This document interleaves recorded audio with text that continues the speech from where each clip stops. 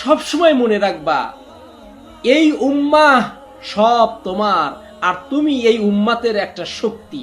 আর যদি কোনো মুমিন, কোনো মুসলমান ভাই বিপদে থাকে আর তুমি যদি তার পাশে দাঁড়াও, অবশ্যই মহান আল্লাহ রব্বুল আলামিন তোমার পাশেও দাঁড়াবেন।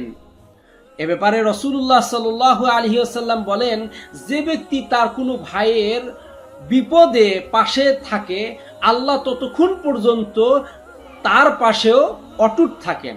আমরা শুধু তোমাদের কাছে টাকা চাই না, আমরা তোমাদের কাছে মন থেকে দোয়া, তোমাদের হৃদ্যতা এবং ভাই আনার সম্পর্ক।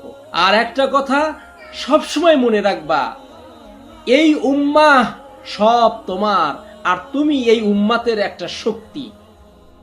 আল্লাহ রাব্বুল আলামিনের কাছে মন থেকে দোয়া করি, হে আল্লাহ, তুমি আমার এই সকল ভাইদের কবুল করো, তাদের হেফাজত করো, তাদের প্রতিটি ফোঁটা ঘাম তুমি এক একটা ইবাদত হিসাবে কবুল করো, আমিন।